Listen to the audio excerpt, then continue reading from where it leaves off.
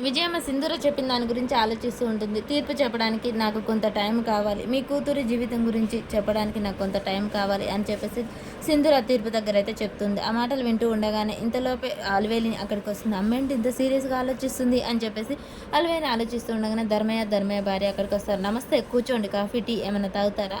ఏమీ వద్దమ్మా. ఏంటి ఇలా వచ్చారు? అదేనమ్మా పెద్ద మనిషి లాంటి చెంచలమ్మని అక్కడికి రచ్చబండ దగ్గరికి పిలిపించాము. కానీ మా కూతురికైతే ఏమీ న్యాయం జరగలేదు. మాకంటూ ఏమి న్యాయం జరగలేదు. పెద్ద చెంచలమ్మ లాంటి పెద్ద మనిషిని ఎదిరించి మేము ఊర్లో ఉండలేము. బ్రతికి బట్ట కట్టలేము. నాకు ఇంకా కూతురుంది, పెళ్లి చేయాల్సింది. పెద్ద కూతురికి పెళ్లి చేయకుండా చిన్న కూతురికి పెళ్లి ఎలా చేస్తామమ్మా? అలాంటిది నా కూతురికి ఏం న్యాయం జరిగింది? ఏమీ న్యాయం జరగలేదు కాబట్టి మీరే ఏదన్నా ఒకటి చేయాలమ్మా అని చెప్పేసి ధర్మయ్య భార్య విజయమ్మతో చెప్తూ ఉంటారు. అనగానే ఇంతలోపే విజయం ఉండి మీ కూతురు పెళ్ళి నేను చేస్తాను. అందుకు చెంచలమ్మ గారు ఒప్పుకోవాలి కదా. చెంచలమ్మ ఒప్పుకోదనే తెలిసే కదా మనం రచ్చబండ దగ్గరికి పిలిపించేలా ఫిర్యాదు చేపించాను. మరి ఇంకా భయం ఏంటి? మీ కూతురు తీర్పుకు వాయిదా వేసింది. అంటే తనకు ఇష్టమే పెళ్లి చేసుకోవడం. కాకపోతే ఆ చెంచలమ్మకు భయపడుతుంది. మీరు నేను చెప్పినట్టు చేయండి. మీరు వెళ్ళి ఇక నుంచి ఆ ఊర్లోనే ఉండాలి. ఏంటమ్మా మీరు చెప్పేది?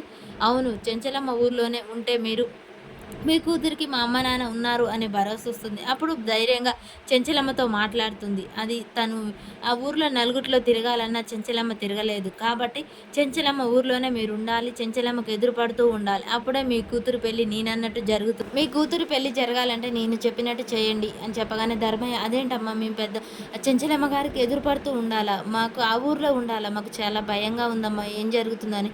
ధర్మయ్య నీ కూతురు పెళ్లి కావాలా వద్దా? జరగాలమ్మా. దానికోసం నా ప్రాణమైన ఇస్తా. మరి ఈ పని చేస్తేనే నీ కూతురు పెళ్లి జరుగుతుంది అని చెప్పేసి వాళ్ళని పంపిస్తుంది. విజయ నువ్వు చేస్తుంది చాలా తప్పు. చెంచలమ్మని దెబ్బతీయడానికి నువ్వు ఇంత అడ్డదారిలో వెళ్ళాల్సిన అవసరం లేదు. ఒక పెళ్లి కోసం 1000 అబద్ధాలు ఆడమైనా తప్పులేదు కదా. అందుకే నేను చేస్తున్నాను. అమ్మ రోజు రోజుకి ఆగడాలు ఎక్కువైపోతున్నాయి. ఈ విషయంలో ఏం చేయాలి అని చెప్పేసి అయితే అలివేని ఆలోచిస్తూ ఉంటుంది.